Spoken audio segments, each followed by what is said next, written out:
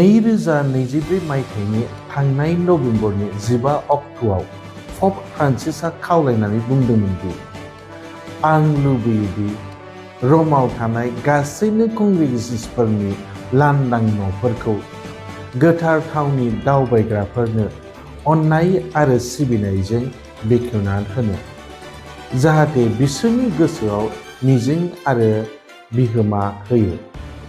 बिथाङा बुंबावदोंमोन दि रोजा रोजा धोरोम दावबायारि सुबुंफोरनियाव मिजिं सोमजिहोनायनि थाखाय दान आरो खौसेथिनि नेरसोनजों खामिग्रा खथानि बेसेन होनो हायैफोरनो।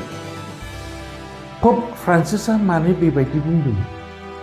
पप फ्रान्सिसआ जुबिली बोसोरखौ गोसोआव लाखिनानै बे बाथ्राखौ बुंदोंमोन, मानो होनब्ला बे फालिथायनि जाहोनाव लाख लाख गोथार थावनि दावबायग्राफ्रा र'मसिम थांनो जानजि खाफ्राबाय। बरायबाय इउटिउब चेनेल मेथाइफोर नायगिरि नोंथांमोन। आं बङाइगाव डायसिसनि सिङाव थानाय केथेड्रेल पेरिसनि सानी बेन्जामिन नार्जारी।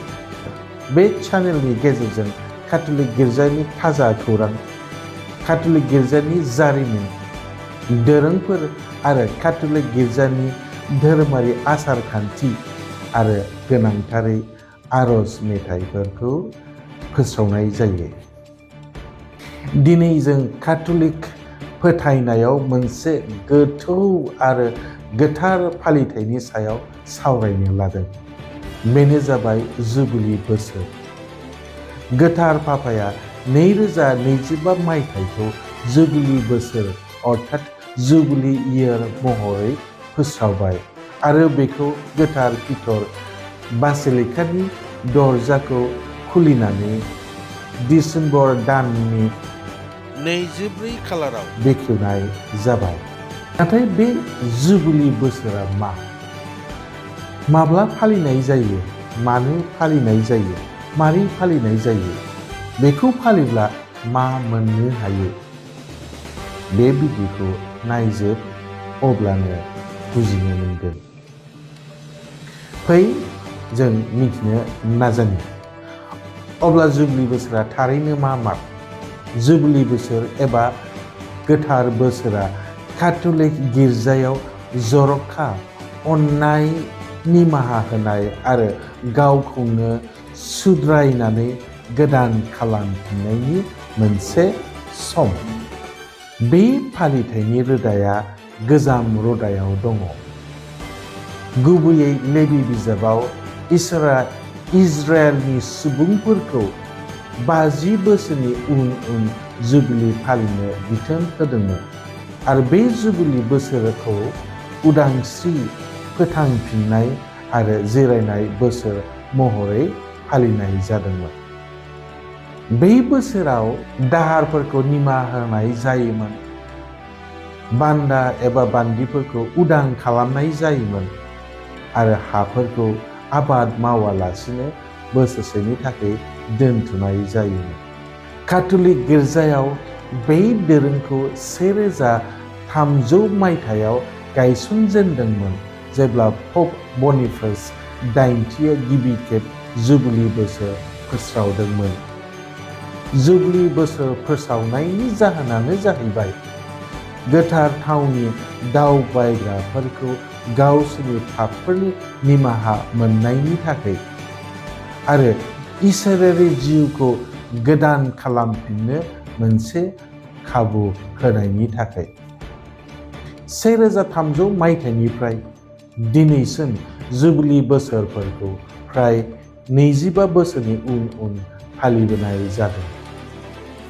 बबेखानि माखासे स्पेशल जुबिलीफोरखौ जर'खा जाथायफोरनि सायाव सोनारनानै फोसावनायबो जाबोदों।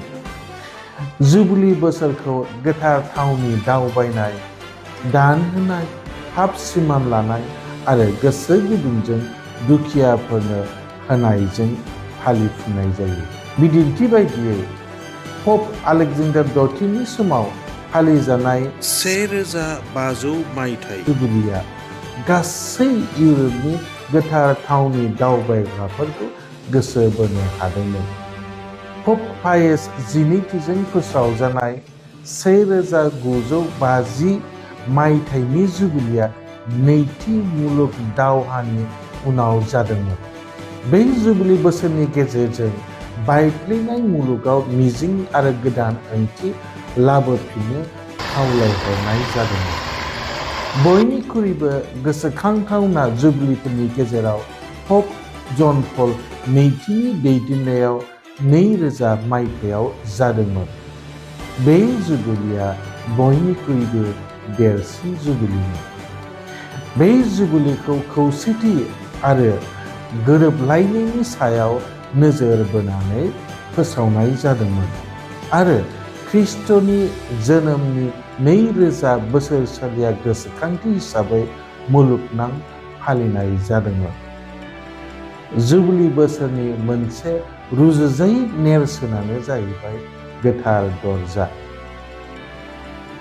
जाय गोथार दरजाखौ रमनि गंब्रै बासिलिकाफोराव मोननो हायो। बे दरजाफोरखौ सिंनिफ्राय फांथेना दोननाय जायो आरो जुबिली बोसोरावल' सरासनस्रा सुबुंफोरनो बे दरजाफोरखौ खुलिनानै होनाय जायो। इसोरनि अनखांनायनि आरो बोरनि नेरसोन महरै जुबिलीनि बोसोरनि समावल' बे दरजाफोरखौ खेवनानै होनाय जायो। गोथार थावनि दावबायग्राफ्रा बे दरजाजों बासिलिकानि सिङाव हाबोब्ला मोनसे आबुं रंजानाय, पापफोरनि निमाहा आरो गोदान जिउ मोनफिननायखौ गोरायै फोथायनाय जायो। 2015 मायथाइयाव एक्सट्राअर्डिनारि जुबिली बोसोर फालिनाय जादोंमोन। बे जुबिलीखौ जुबिली अफ मार्सि थामहिनबा अनखांनायनि जुबिली मुंख'नाय जादोंमोन। बे जुबिलीखौ 2015 मायथाइयाव प'प फ्रान्सिसआ फोस्रावदोंमोन। बे जुबिलीजों इसोरनि सिमा गैयै अननायनि सायाव गोसो होदोंमोन आरो फोथायग्राफोरखौ अननाय आरो निमाहा होनायनि हाबाफोरजों थांनानै थानो हांख्रायहरनाय जादोंमोन। बे जुबिलीनि समाव गोथार दरजाखौ रमनिल' नङा, मुलुगनां केथेड्रेल गिर्जाफोरनि दरजाफोरखौ आरो गोथार थावनिनि दरजाफोरखौ खेवनानै होनाय जादोंमोन। पापफोरनि निमाहा मोननायनि थाखाय सोलिबाय थानाय 2025 मायथाइखौ प'प फ्रान्सिसआ सरासनस्रा जुबिली बोसोर होननानै फोस्रावबाय। गोथार थावनि दावबायग्राफोरनि मिजिं मुं दोननानै बे जुबिलीखौ फालिनो साखाफारा जाबाय। जुद्धफोरजों थेर-बेथेर जानाय आरो खौसेथि गैयै बोखावजानाय मुलुगाव मिजिं आरो खौसेथिनि गोनांथिनि सायाव जुजिनो बे गोथार जुबिलीखौ फोस्रावनाय जादों। बे हाबाफारियाव बाहागो लानो थाखाय लाख लाख गोथार थावनि दावबायारिफ्रा रमसिम दावबायलांजोबबाय। जुबिली 2025 नि गाहाय बाथ्राफ्रा बेफोरनो: बेखेवनाय फोरबो इनागुरेसन। जुबिलीया अफिसियेल महरै 2024 मायथाइनि दिसेम्बर दाननि 24 अक्ट' प'प फ्रान्सिसजों गोथार पिटर बासिलिकानि गोथार दरजा खुलिनायजों जागायजेनबाय। बे जुबिलीखौ पिलग्रिम अफ होप थामहिनबा गोथार थावनि दावबायग्राफोरनि मिजिं मुं दोननाय जादों। गोथार पिटर बासिलिकानि अनगायैबो रमाव थानाय बासिलिकाफोर जेरै गोथार जन लाटेराल, गोथार मेरि मेजर आरो गोथार पल बासिलिकाफोरनि गोथार दरजाखौबो खुलिनानै होनाय जागोन। जायफ्रा रमसिम दावबायलांनो हाया बिसोरनि थाखाय मुलुगाव जेसेबां केथेड्रेलफोर दङ आरो गोथार थावनिफोर दङ बेफोरखौबो थिखानाय जागोन आरो बिसोरनि दरजाफोरखौबो खुलिनानै होनाय जागोन। जायाव फोथायारिफ्रा धोरोम दावबायारि महरै थाङोब्ला जुबिलीनि गासै फिथाइफोरखौ मोननो हागोन। बेफोरबायदिनो मिथिनो गोनांथार गोबां आयदाफोर दं।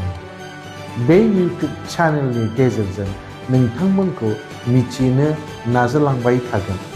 बेनिखायनो चेनेलखौ साबस्क्राइब खालामनानै ला, बेल आइकनखौ थख्लाय, जाहाथे जेब्लानो गोदान भिडिअखौ आपल'ड खालामनाय जायो नोंथांमोना नटिफिकेसन मोनो।